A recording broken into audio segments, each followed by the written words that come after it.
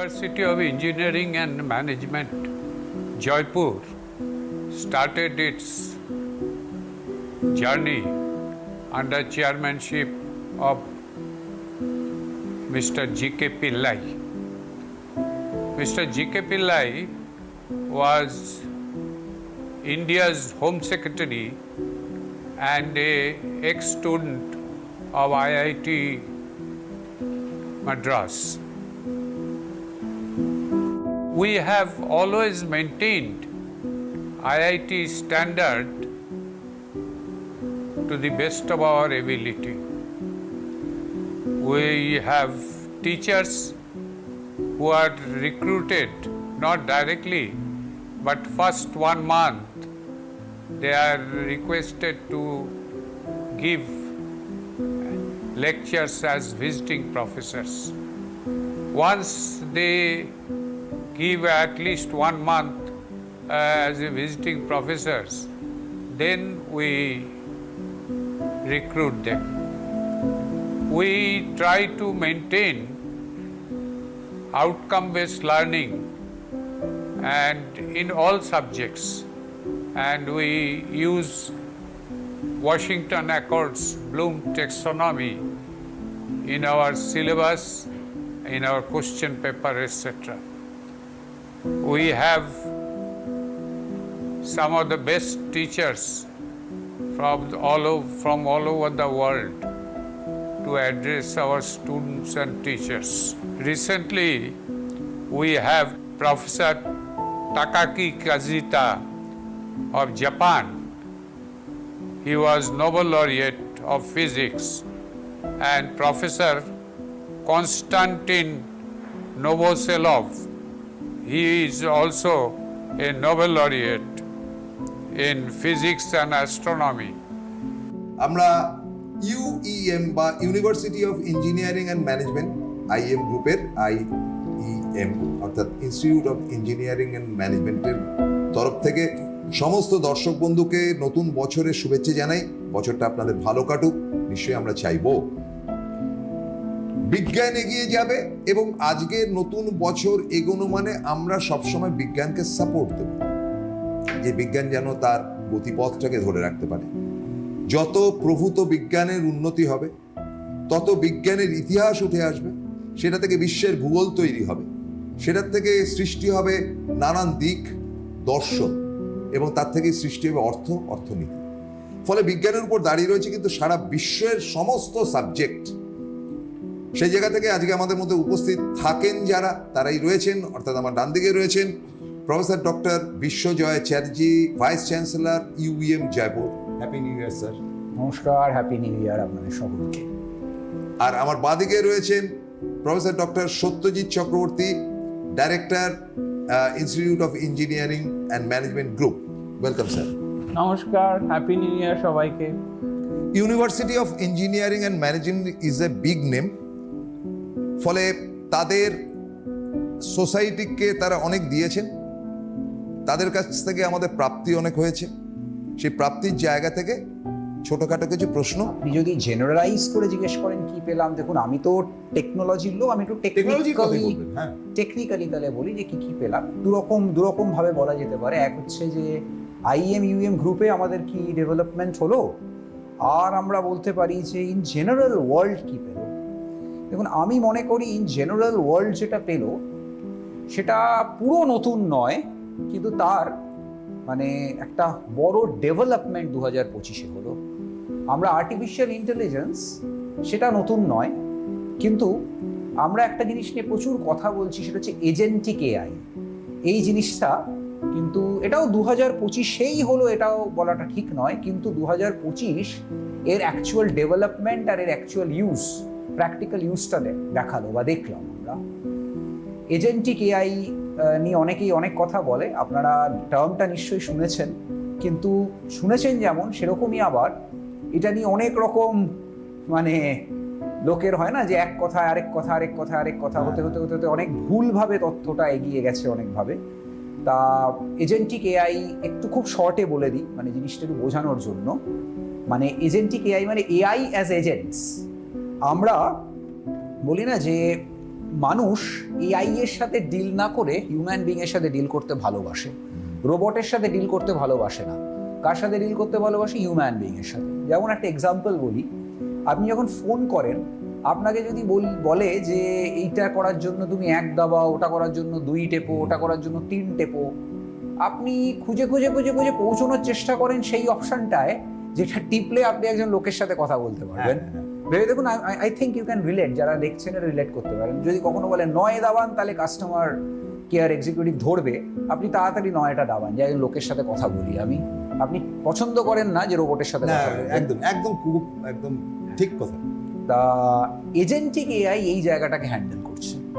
মানে ধরুন আপনি বললেন যে আমি একটা বেড়াতে যাব, একটা বেড়াতে যাওয়ার এক্সাম্পলটা এখানে সব থেকে ভালো, আমি অন্য এক্সাম্পলেও আসবো। যে আমি বেড়াতে যাব, তা আমার তার জন্য টিকিট কেটে পুরো বেড়াতে যাওয়ার ব্যবস্থাটা করে দিতে হবে।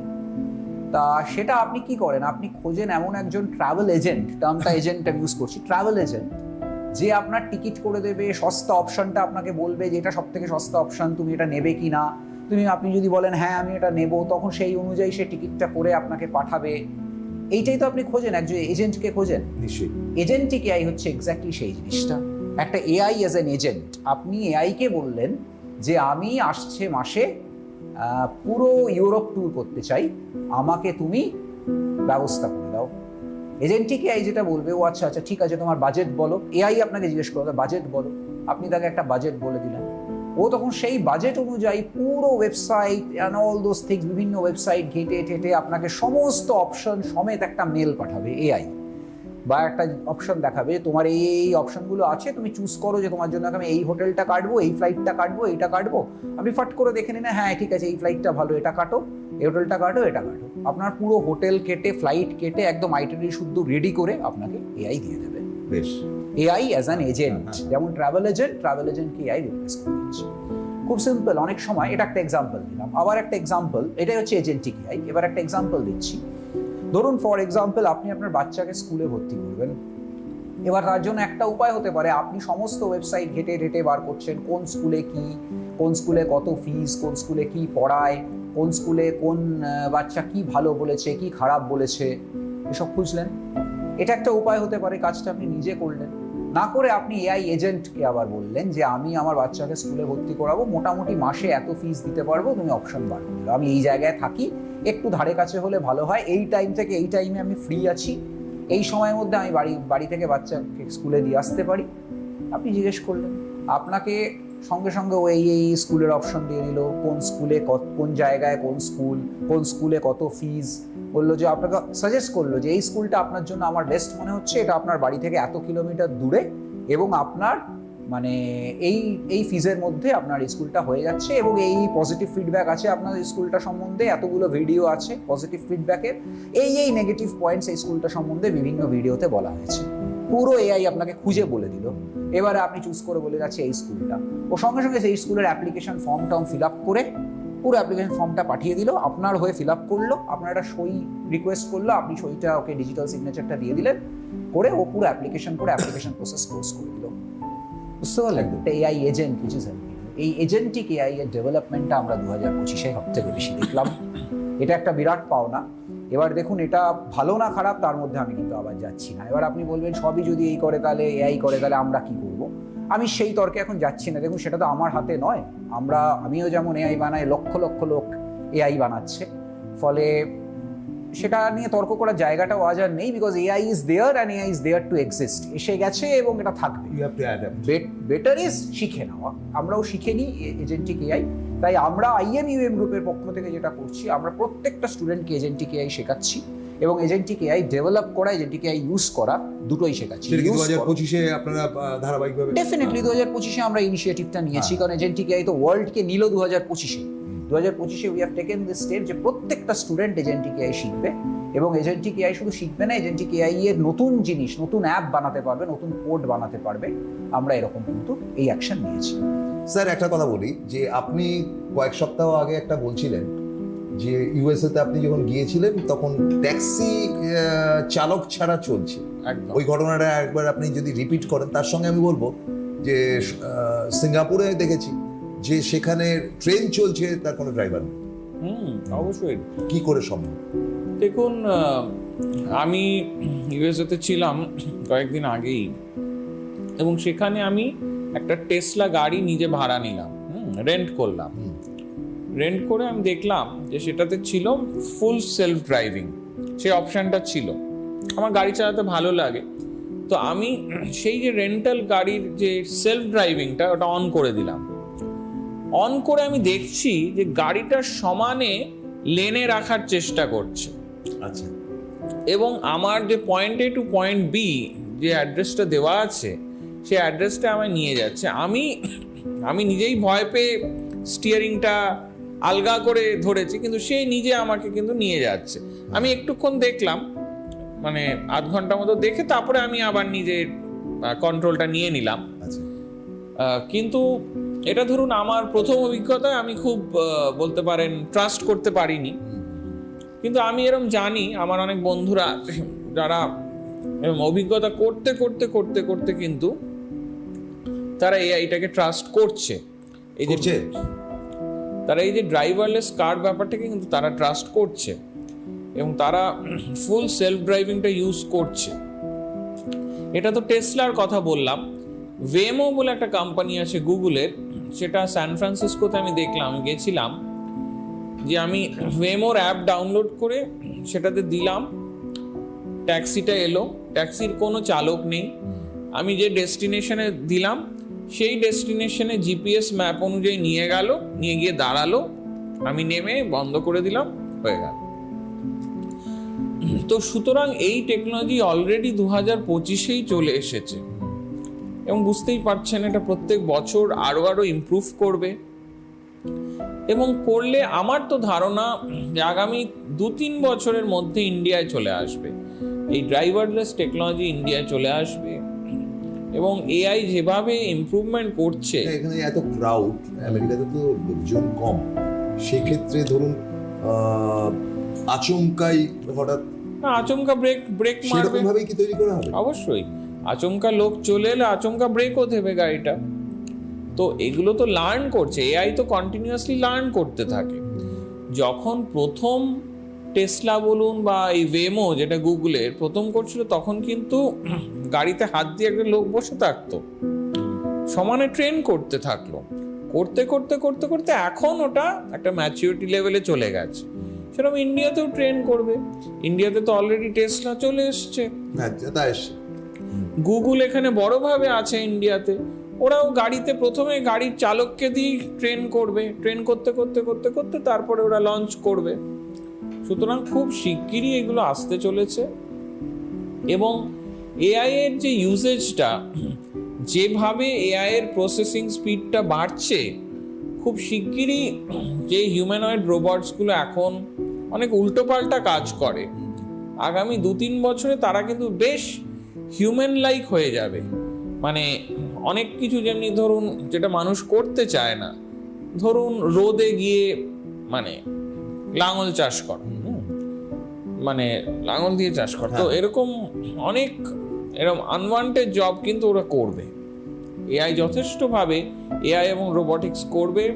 You know, the global capability centers in India, they are now also doing R&D, and they are innovating and making products.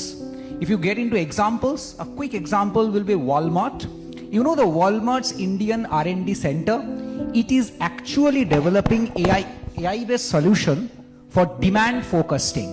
You know, Walmart is now doing a forecast of the demand, that in which place which product will be at demand at the moment, and accordingly the product will be supplied.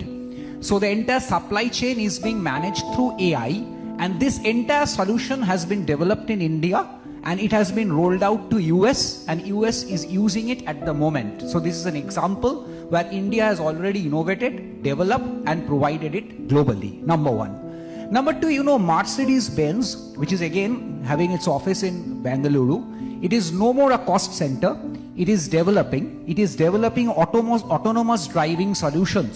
And this autonomous driving solutions will be used by Mercedes-Benz all across the world. Number three example that I will quickly give is the Philips Innovation Center, which is again located in India only, which is developing the software to power MRI machines, and this software is being rolled out all across the world. JP Morgan Chase, which is located in Hyderabad and Mumbai, you know, they are actually they have developed an AI-based solution which is doing a credit risk analysis automatically, and after doing it, they are detecting the fraud automatically in real time. And now it has been rolled out to New York and London, and they are using this solution developed in India. So these are few examples I really believe where India is already driving the global business narrative to some extent, and in future definitely it can. The China Plus One strategy, definitely sir was talking about it a little bit. You can already know that Apple's iPhone production shift is there. From South India, it is planning that 25% of iPhones in 25 and 26 will be developed in India as compared to 5 to 7% which was being developed in 2022. So this is another example. UPI is being rolled, the concept of UPI is being rolled all across the world, because it is seen that only in June 2025, UPI has done 18 billion transactions, which accounts for nearly 50% of total global transactions that have happened across the world. So you can understand, so people are really trying to understand how that has happened, and they are trying to take it. The world is trying to take it. So these are some of the examples in IT. In non-IT also there are examples. Now how academia as a whole can develop. See, academia as a whole needs to now develop makers. We need to develop makers. Now how that is possible? For a decade, definitely a decade, we have been talking a lot about a concept called Bloom's taxonomy, where it is said that the create phase is actually on the top of the pillar, and everything like remember, understand, analyze, these are the bottom of the triangle. We used to talk about create, but when we set question papers and when we train our students and we take exams of our student, we always provide them with flurry of questions from how to remember, how to understand, or maximum how to analyze. But see, things are changing gradually and gradually. Now you feel that we have talked about a system where collaboration and competition can go hand to hand. We will only provide them with create solutions, with create challenges, where they will actually need to create in the exams and then deliver it. Now how that is possible? That is possible through both collaboration and through competition, and it is happening big in the form of hackathons already. You can see big teams participating togetherly in a challenge. There is a team participating and creating something, and they are collaborating with one another to create, and definitely after that the competition is there, who wins it.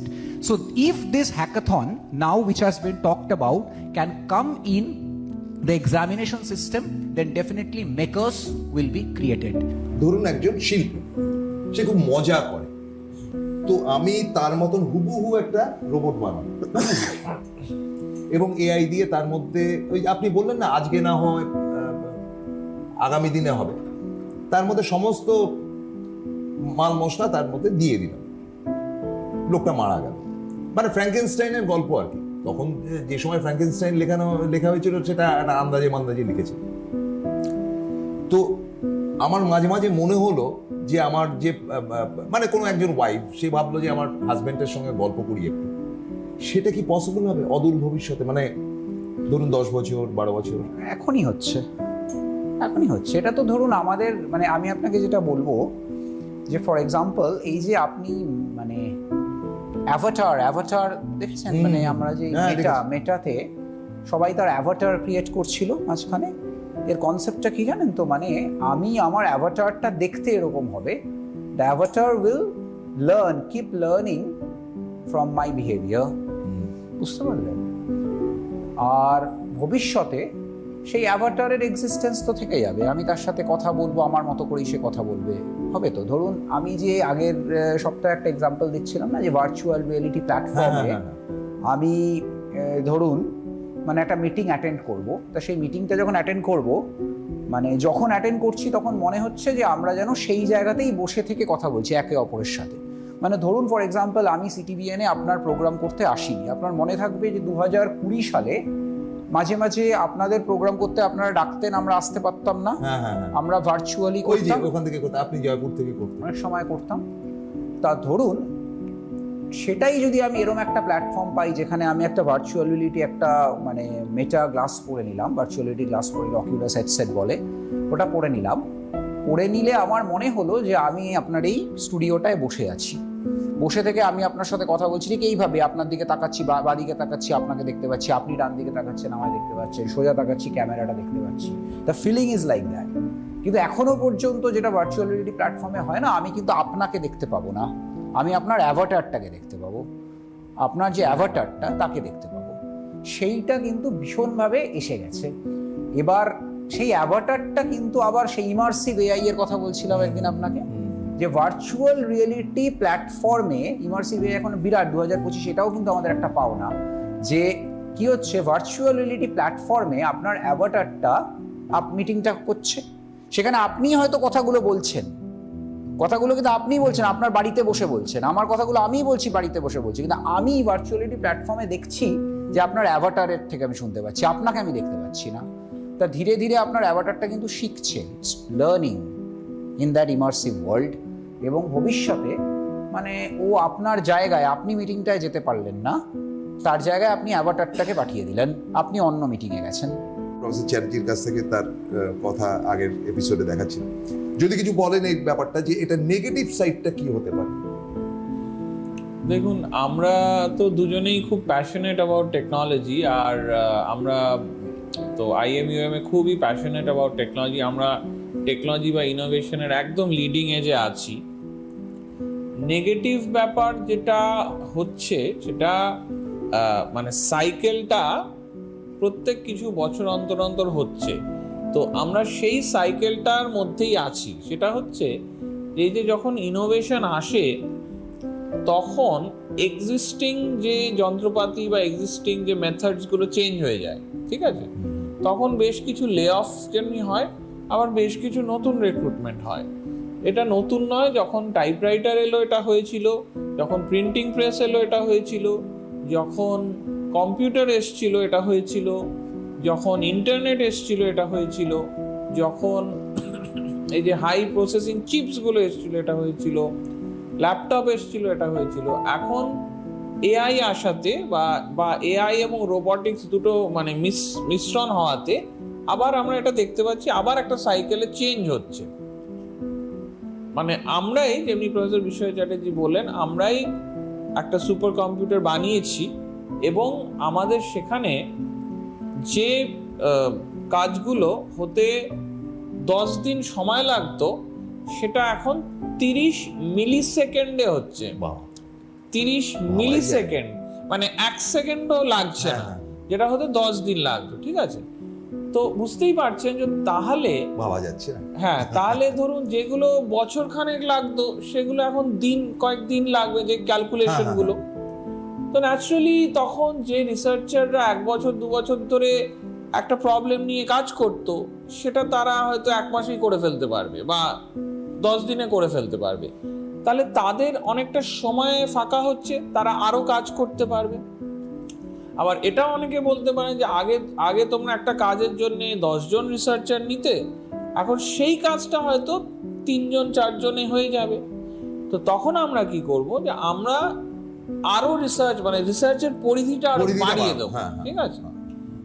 কিন্তু এটা true যে negative point যেটা বললেন, যে একটা change হচ্ছে। যেমনি আমি কয়েকদিন আগে সান ফ্রান্সিসকোতে গেছিলাম, সেখানে দেখলাম ওয়েমো বলে একটা রোবোট্যাক্সি চলছে। রোবোট্যাক্সি মানে কি? মানে হচ্ছে আপনি অ্যাপ দিয়ে ট্যাক্সিটা ডাকলেন, ট্যাক্সিটার কোনো চালক নেই, কোনো ড্রাইভার নেই, সেটা পুরোটাই এআই দিয়ে, সফটওয়্যার দিয়ে চলছে। ট্যাক্সিটা দিলেন, আপনি জিপিএস, যেরকম আমাদের এখানে জিপিএস এ করি, দিলেন ডেস্টিনেশনে গিয়ে আপনাকে নামিয়ে দিল। তো এটা এবারে প্রশ্ন হচ্ছে যে আপনি কি পেছনে বসেছিলেন না সামনে? না, পেছনে, সামনে বসার জায়গা নেই, কিন্তু এটা অলরেডি চলে এসেছে। ধরুন আজকে 2025, তো বুঝতেই পারছেন যে যা চলে আসে পৃথিবীতে সেটা ভারতবর্ষে 3-4 বছর 5 বছরের মধ্যে তো আসবেই। সুতরাং এটা কিন্তু আসবেই। যেমনি যখন ইভি এসেছিল, আমার মনে আছে ভারতবর্ষে অনেকেই বলছিল যে ওগুলো বিদেশি দেশে, ওগুলো আমাদের দেশে সম্ভব না, আমাদের এই রাস্তায় চলবে না। আরামসে চলছে। ইভি এখন হু হু করে চলছে, ইলেকট্রিক ভেহিকল, ইলেকট্রিক গাড়ি। বলেছিল লোকে ইন্ডিয়াতে চার্জিং কোথায় করবে, এখন ঘরে ঘরে হ্যাঁ, charging, charger AC charging point থেকে টেনে নিচ্ছে, চার্জারের কোনো অভাব নেই, ঠিক আছে। সুতরাং এই যে ড্রাইভারলেস কারটাও কিন্তু ইন্ডিয়াতে আগামী 3 থেকে 5 বছরের মধ্যে আসতে চলেছে। এবং এই যে ধরুন ব্যাটারি টেকনোলজিতে সোডিয়াম আয়ন ব্যাটারি, এই লিথিয়ামের সব প্রবলেম আপনারা জানেন, চায়না থেকে ইম্পোর্ট করা নিয়ে হাজার প্রবলেম, সেটা কিন্তু সোডিয়াম আয়ন বা সলিড স্টেট টেকনোলজি দিয়ে রিপ্লেসড হয়ে যাবে। এবং আমরা এই প্রত্যেকটা জিনিস নিয়ে আমাদের IMUM এ কাজ করছি। আমরা অলরেডি সুপার কম্পিউটার তৈরি করে ফেলেছি। আমরা অলরেডি, যেটা আমার বলতে খুব ভালো লাগছে, যে ক্লাউড ডেটা সেন্টার তৈরি করে ফেলি, যার জন্য মানুষ ডেটাটাকে বিদেশে পাঠাতো, আমরা নিজস্ব ইনহাউস ক্লাউড ডেটা সেন্টার করে ফেলেছি। এবং আমাদের ইনহাউস API করেছি যাতে অনলাইন লোকে আমাদের সুপার কম্পিউটারের GPU সাইকেলগুলো অ্যাক্সেস করতে পারে। তো সুতরাং আমাদের কিন্তু 2025-এ আমাদের ফাউন্ডার স্যার চলে গেছেন, তার দেখানো পথে আমরা এগোচ্ছি। আমরা কিন্তু বহু কাজকর্ম করছি এবং আমরা সবকিছু কোলাবোরেটিভলি করছি বিভিন্ন IIT-র সাথে। IIT খড়গপুরের সাথে তো আমাদের বহু কাজ একসাথে চলছে। কয়েকদিন আগে IIT গান্ধীনগরের সাথে আমাদের কোলাবোরেটিভ কাজকর্ম শুরু হয়েছে। সুতরাং আমরা কিন্তু একটা বেনিফিটই দেখতে পাচ্ছি, ছাত্রদেরও দেখতে পাচ্ছি। কিন্তু যেটা আপনি বললেন যে প্রশ্নটা, যে কোনো কি নেগেটিভ ব্যাপার নেই, ওই যে দুই গায়কের কথা যেটা নেগেটিভ ব্যাপার অবশ্যই আছে। নেগেটিভ ব্যাপারটা হচ্ছে যে নতুন লস পাস করতে হবে। অলরেডি আপনারা দেখেছেন বহু ফিল্ম স্টার কপিরাইট ফাইল করছে, যে নিজের মুখের কপিরাইট, যে কারণ AI তো নিজে ওটাকে মিমিক করে দিচ্ছে, এবং নিজের গলা, গানের গলার ভয়েসের কপিরাইট, যে এবং হতেই পারে হেমন্তর যারা নেক্সট জেনারেশন, তারা ওই কপিরাইটটা নিয়ে নেবে যে এটা করা যাবে না, ওনার এটা করা যাবে না। সুতরাং নতুন নতুন লসও পাস করতে হবে বা হচ্ছেও, যাতে AI আসার পর এই যে একটা নতুন অপরচুনিটি হয়ে গেছে, যেটা আগে লোকে ভাবতে পারতো না, সেটার জন্য তো লস থাকতে হবে। ঠিক সেরকম AI আসার জন্য, অটোমেশন আসার জন্য মানুষ অনেক বেশি কাজ করতে পারছে। তাহলে যে কাজটা হয়তো 100 জন করতো, সেটা এখন 20-25 জনে করতে পারছে। তাহলে বাকিদের মধ্যেও কিছুটা তারা বেশি কাজ করছে, আবার কিছুটা লে অফও হচ্ছে। তো সুতরাং এটা একটা সাইকেল, আবার বলছি, এটা প্রথমবার নয়, এটা শেষবার নয়, এটা সমানে চলতে থাকে এবং এটা ফিউচারেও চলতে থাকে। Thank you very much both of you dear professors. এবং কি বলবো, খুব ভালো লাগলো, এবং ভালো লাগার জন্যই ওরা আসেন। They are the asset of India, they are the asset of West Bengal, they are the asset of Sikkim. এটা আমি বিশ্বাস করি এবং ভীষণভাবে বিশ্বাস করি। আজকে এই অবধি, আবার সামনের সপ্তাহে দেখা হবে। আজকের মতো বিদায় নিচ্ছি।